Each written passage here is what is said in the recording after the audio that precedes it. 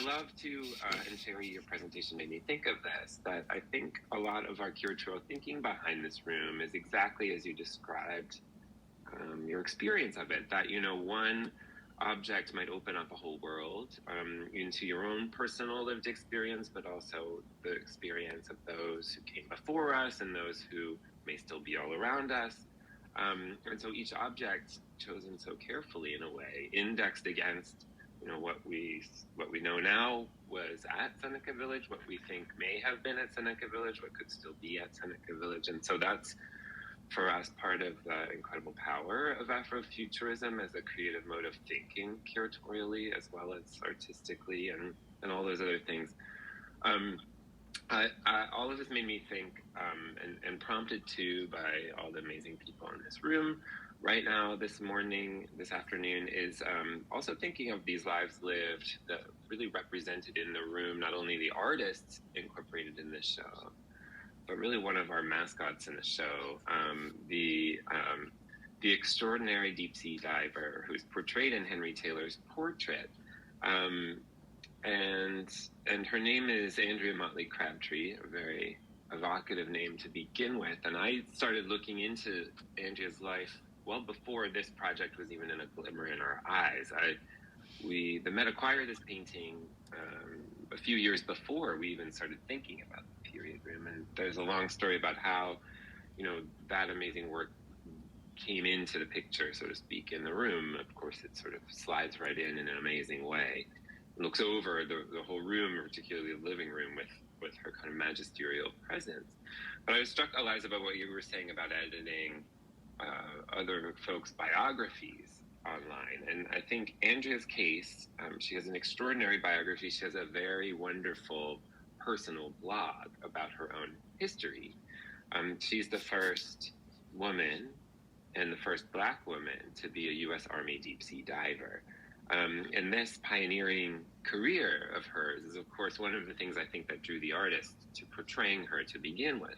But how do we fill in, this is my kind of open-ended question, how do we fill in a really replete biography for this groundbreaking woman who is portrayed in this wonderful portrait that's in the Met's collection, when there are very few biographical sources for her that are not personal blog entries, right?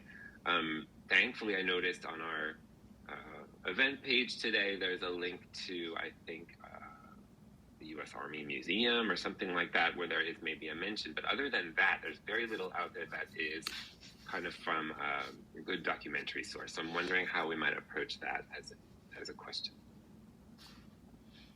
There she is. Thanks, Ian. By complete coincidence, I was fascinated by her last night too, and added some of these sources.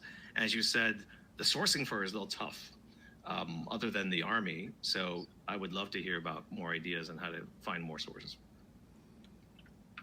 I mean, it's interesting. I could tell a little anecdote very quickly, and Eliza, I know you were having some connectivity issues just now, but when this work was acquired by the museum, before the period room went into existence, I based my own write-up about this work on her website and on what I knew from the artist. And it went online. And so, of course, it's interesting that in our capacity, Anna Matisse and I, for example, as professionals at the museum, that things we put online and could end up being, on a Wikipedia page and linked as an official source. So it makes me think even more responsibly about what I might write, right? But I delved into her blog, which is wonderful to read, and she's a great writer. And I got an email a week or two later that was from her. And it said, I'm so thrilled that the museum, owns a portrait by Henry Taylor of me. Here's some more personal information that you might want to include about my biography and put on the Met's website. And I just love that gesture that here's someone, who has a biography of note, that is not necessarily out there in all the ways we might see for many other famous people who deserve to be as famous as she should be, right? So I'm just wondering how one approaches that kind of situation in this lens of wiki editing. Yeah, I did. Go, Andrew. You want to go? No. Go ahead.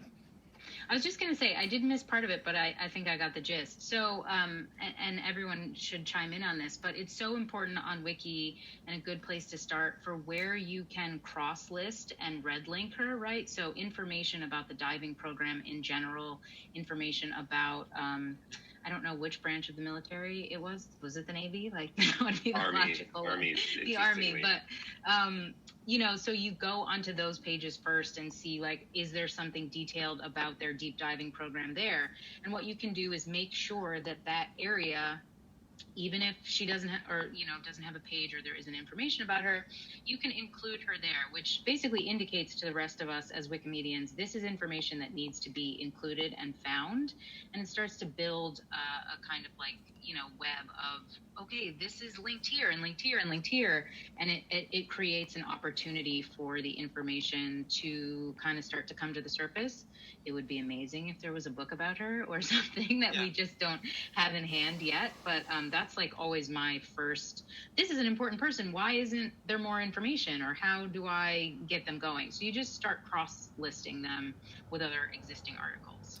Yeah, I found that to be a useful tactic. I did a quick look at her, a couple weeks ago on Wikipedia, and one of the few Wikipedia articles she's mentioned is actually a historical novel where she was a consultant with the novelist to, because the novel was about an early, a fictional early woman deep sea diver, and we can.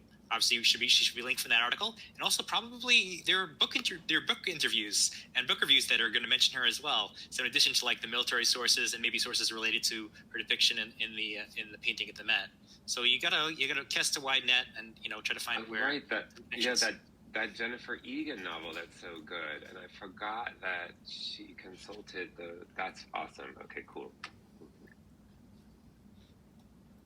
Yeah, and it's great to see. Beach, it's called. It's also good to see. Go sure. It's also good to see what the artists were thinking about when they did the work. So that's also good to include and know about, and it also gives perspective for lay people, like me wandering around, looking at the work and say, oh, I want, even though they say it belongs to the public when you put it out as an artist, it's always interesting for me to learn about what the intention was for some artists on the work. So that's also fascinating. And it's just so great to see them reach out to you. This is not the first time we've heard of this. We've had a number of other editathons, in the US at least, where when the subjects of some of our editathons found out that we were interested in them, they sent materials to a museum or to some historical society simply because they knew we were looking for these things. And that's just great to see this keep going with that. With these editathons being a way to make a call for contributions, not just to Wikipedia, but for original source materials and for oral histories and things like that. So it's great to see.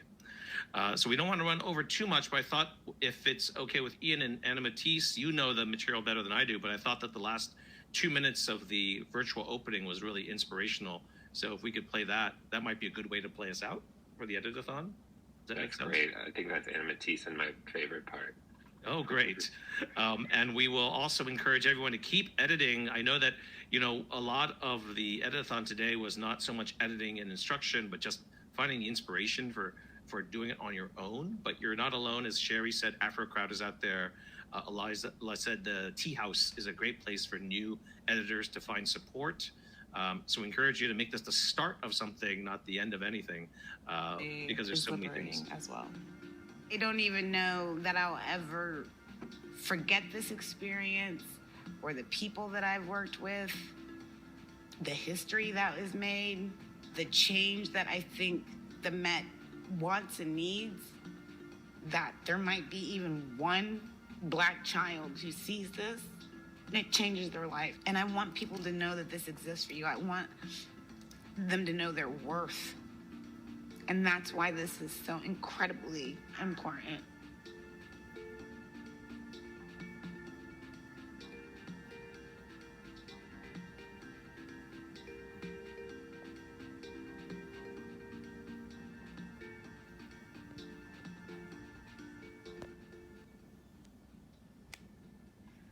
Great. So thanks everyone for coming today. Jean, any last words of wisdom for folks?